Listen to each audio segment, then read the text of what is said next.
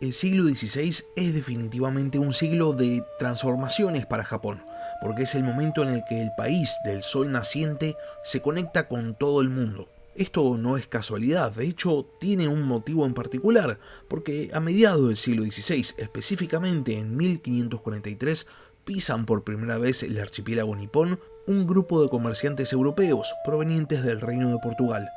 Portugal llevaba poco más de 40 años expandiéndose por todo el viejo mundo, estableciendo una red de comercio que conectaba Asia Oriental con la península ibérica, y Japón era el último territorio al cual habían llegado. Y por ese motivo, muy diligentemente, los comerciantes portugueses intentan establecer un puerto como base para conducir todas sus operaciones de comercio. Ahora bien, hasta acá todo normal, pero los portugueses no llegan solos. Junto a ellos van a llegar también órdenes religiosas católicas, con el fin de expandir la religión cristiana en el territorio recientemente visitado. Los misioneros cristianos encuentran en el Japón feudal del periodo Sengoku un territorio fértil para la evangelización, y entonces su trabajo va a ser muy exitoso, consiguiendo el establecimiento de una auténtica comunidad cristiana en Japón, compuesta de cientos de miles de personas, que va a tener un ascenso increíble y a su vez va a terminar con una estrepitosa caída.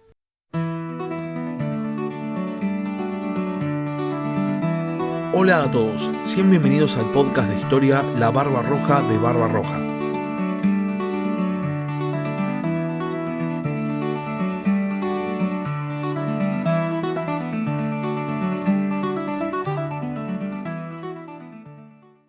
En el año 1543 los portugueses llegan por primera vez a Japón, transformándose en los primeros europeos en visitar el país del sol naciente. 6 años después, en 1549, llegan sacerdotes de una recientemente creada orden religiosa católica, la Compañía de Jesús, cuyos miembros son llamados comúnmente jesuitas. Uno de los primeros jesuitas en visitar Japón es Francisco Javier, un sacerdote navarro que había sido uno de los fundadores de la Compañía de Jesús, y llega al archipiélago nipón acompañado de otros sacerdotes, pero también de un traductor llamado Anshiro, quien era un japonés que después de haber cometido un homicidio había huido de su país y había recalado en Goa, donde había conocido a los europeos.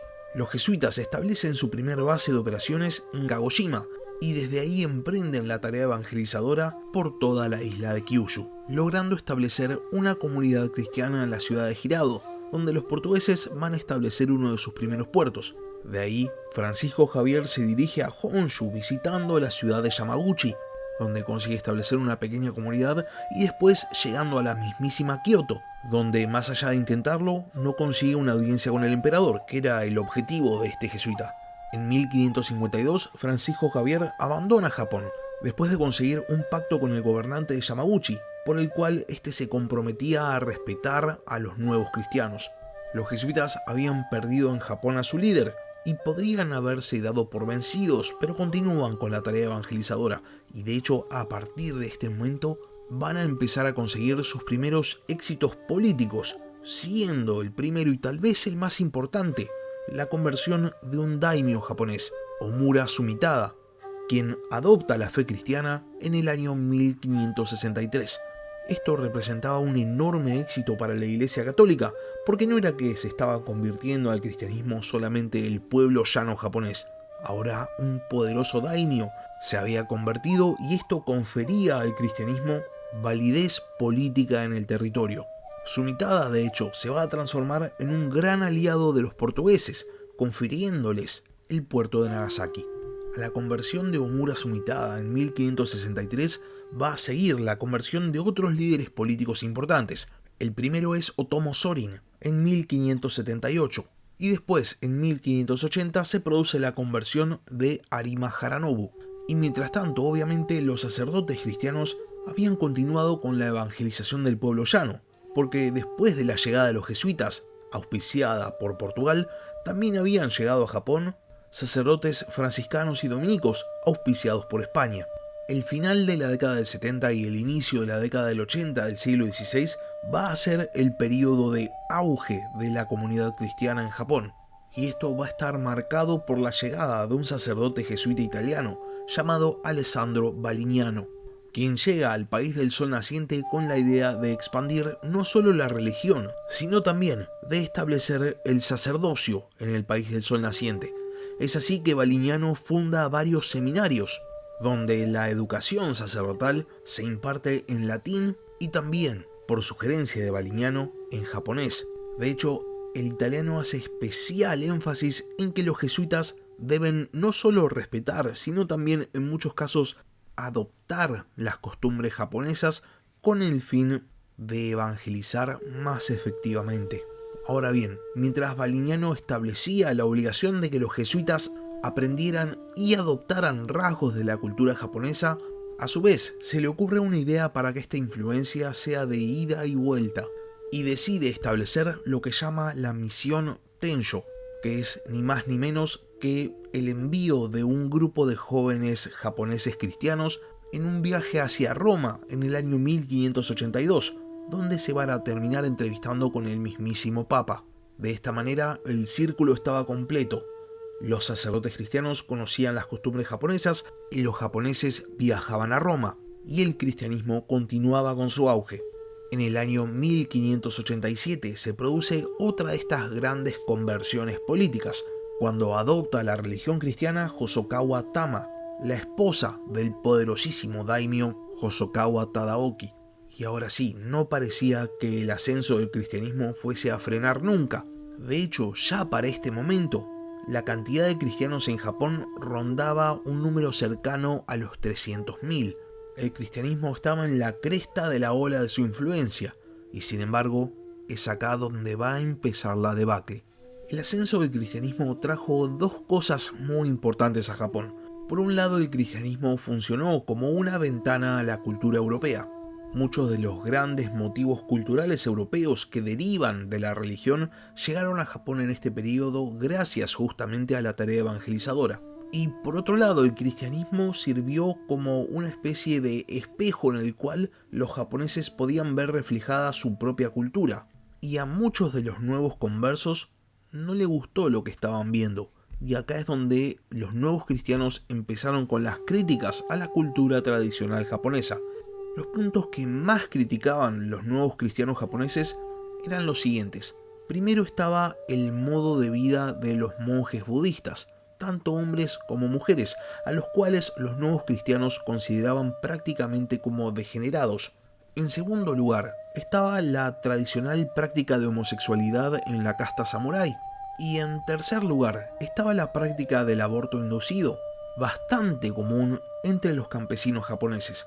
Vemos que las críticas de los nuevos cristianos hacia las tradiciones o costumbres de su país involucraban a los tres grandes estratos de la sociedad: los guerreros, los monjes y los campesinos. Y esto no es bien visto por el resto de Japón, que empezaba a ver con desconfianza a esta nueva comunidad religiosa. A esta crítica social cristiana se le van a sumar las prácticas de la evangelización, porque los sacerdotes cristianos no tenían ningún tipo de problema en romper o quemar libros, monumentos, santuarios de las religiones tradicionales japonesas, como el budismo o el sintoísmo, con el fin de lograr la expansión de su fe. Las tensiones iban en aumento y se iban acumulando, y en algún momento empiezan a estallar, produciéndose incidentes y hasta linchamientos de cristianos. Sin embargo, por ahora las tensiones quedaban ahí, en episodios esporádicos de violencia. Esta situación va a empezar a cambiar en el año 1587, cuando, como parte de su campaña de unificación de Japón, el Taiko Toyotomi Hideyoshi tome oficialmente control de la colonia de Nagasaki y promulgue un edicto de expulsión de los jesuitas, el cual, si bien no va a ser acatado, va a marcar el tono de la relación entre cristianos y el gobierno japonés, que ahora veía a esta nueva comunidad religiosa con marcada desconfianza. Sin embargo, los jesuitas no prestan demasiada atención y continúan con su evangelización. Ahora bien, el verdadero punto de quiebre va a llegar en el año 1596, cuando se produce el famoso incidente del galeón San Felipe, en el que Hideyoshi recibe la información de que la expansión cristiana en Japón preparaba el terreno para una posterior invasión a gran escala por parte de los españoles y los portugueses. Al margen de si esto fuese verdad o no, lo cierto es que esta información termina por inclinar la balanza en la mente de Hideyoshi a favor de la idea de ir en contra de los cristianos, de quienes desconfiaba ampliamente. Hideyoshi decide realizar una demostración de fuerza y entonces agarra a 26 cristianos de Nagasaki y los hace crucificar, en lo que se transforma en la primera matanza de cristianos por parte del Estado japonés. A partir de este momento, Japón es oficialmente un territorio peligroso para los cristianos. En las 2 décadas siguientes va a haber varias decenas de asesinatos más.